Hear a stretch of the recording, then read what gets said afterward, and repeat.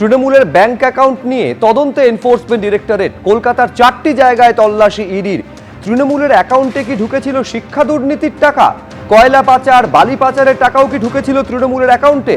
তৃণমূলের তহবিল তদন্তে এবার নামলো এনফোর্সমেন্ট ডিরেক্টরেট। আগেই এইচডিএফসি ব্যাংকে তৃণমূলের নামে থাকা 3টি অ্যাকাউন্টের ডেবিট ফ্রিজ করা হয়েছে। অরূপ বিশ্বাসের চিঠি ঘিরে তৃণমূলের তহবিলে বিতর্কের সূত্রপাত হয়। নিজেকে কোষাধ্যক্ষ বলে দাবি করে ব্যাংকে অ্যাকাউন্ট ফ্রিজের আবেদন জানিয়েছিলেন অরূপ বিশ্বাস। বেআইনি লেনদেনের অভিযোগে এই একই অভিযোগ দায়ের করেছিল ঋতব্রত তৃণমূলও। বিধাননগর পুলিশ কমিশনারেটে সাইবার ক্রাইমে এই অভিযোগ দায়ের হয়। তারপর ময়দানে নামলো এনফোর্সমেন্ট ডিরেক্টরেট।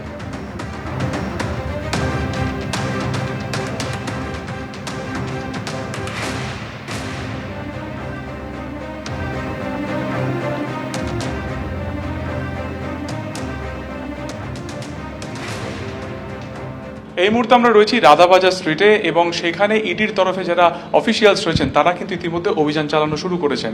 রাধাবাজার স্ট্রিটের এই বহুতল আবাসন যা সেতিয়া হাউস নামে পরিচিত, সেখানকার 5th ফ্লোরে সেখানে একটি ট্যুরস অ্যান্ড ট্রাভেলস কোম্পানি যার নাম হচ্ছে Carewell Tours and Travels Private Limited, সেইখানে কিন্তু তদন্তকারীরা এখানে এসেছেন এবং সেইখানে এই মুহূর্তে কিন্তু তারা তদন্তের কাজ চালাচ্ছেন এবং তথ্য তল্লাশ করছেন।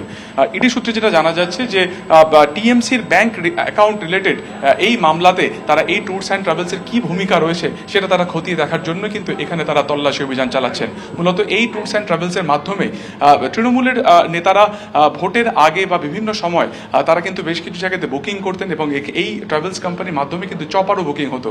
ফলত ইতিমধ্যে এই অ্যাকাউন্ট সংক্রান্ত বিষয় তদন্ত শুরু করেছে ইডি, তারা এসআইআর দাখিলও করেছে। ফলত এই ট্রাভেলস কোম্পানির কি ভূমিকা ছিল, এই ট্রাভেলস কোম্পানির মারফত কোথায় কার নামে কি বুকিং হতো এবং ভিসাও করানো হতো বলে জানা যাচ্ছে এই কোম্পানির থ্রু দিয়ে। ফলত সব মিলিয়ে এই ট্যুরস অ্যান্ড ট্রাভেলসের ভূমিকা কি ছিল পুরো বিষয়টি খতিয়ে দেখছেন ইডির আধিকারিকেরা। ক্যামেরা অতনু কুণ্ডুর সঙ্গে সুকান্ত মুখোপাধ্যায়, এবিপি আনন্দ। এরকম মোট 4টি জায়গা আছে কলকাতায়, যে 4টি জায়গায় তদন্ত করছে এনফোর্সমেন্ট ডিরেক্টরেট। তৃণমূলের ব্যাংক অ্যাকাউন্ট নিয়ে তদন্ত এনফোর্সমেন্ট ডিরেক্টরেট শুরু করেছে। এই যে টাকা তৃণমূলের তহবিলে জমা পড়েছিল সেই টাকার উৎস কোথায়, সেই টাকা কোথায় কোথায় গেছিল, যাবতীয় বিষয়টা মানি ট্রেল খুঁজে বের করার চেষ্টা করছে কেন্দ্রীয় তদন্তকারী সংস্থা। তৃণমূলের এই অ্যাকাউন্টে কি শিক্ষা দুর্নীতির টাকা ঢুকেছিল, কয়লা পাচার থেকে শুরু করে বালি পাচারের টাকাও কি ঢুকেছিল তৃণমূলের তহবিলে, পুরোটা তদন্ত করছে কেন্দ্রীয় তদন্তকারী সংস্থা।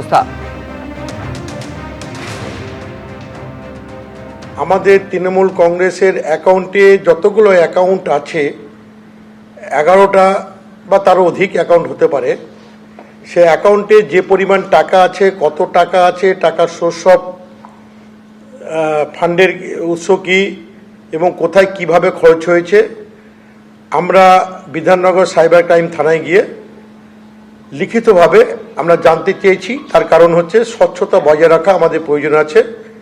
আমরা সাইবার ক্রাইম থানায় লিখিতভাবে জানিয়েছি, এটাই হচ্ছে আমার মূল বক্তব্য। এবং এর পরিপ্রেক্ষিতে যদি ইডি সাইবার ক্রাইম, আমরা ইডির কাছে কোনো রকম আমরা অ্যাপ্লিকেশন করিনি।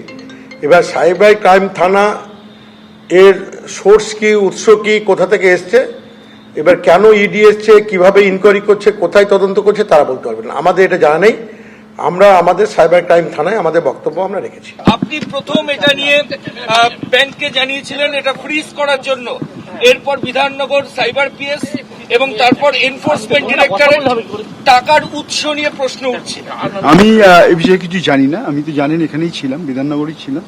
আমি না জেনে কোনো মন্তব্য করব। তাহলে একাধিকে তল্লাশিও করা হচ্ছে, আমি না জেনে কি করে বলবো? তুমি তো জেনে, আমি 10টা তো ঢুকেছি তোমাদের সামনেই, এখন বেরোলাম। হ্যাঁ, বল। এই ফান্ডের ক্ষেত্রে বলা হচ্ছে একাধিক যে নেতা তারা বিভিন্ন জায়গায় ট্রাভেল করতো, সেখানে হোটেল বুকিং, ফ্লাইটের টিকিট বুকিং সমস্ত কিছু করা হচ্ছে। সেটা আমি কি করে বলবো? না দেখে, না জেনে কিছু মন্তব্য করব। আপনিও তো একটা পদেও ছিলেন, দেখতেন, তাহলে আপনি এটুকু শুধু বলুন যে কি কারণে আপনি ব্যাংককে জানালেন।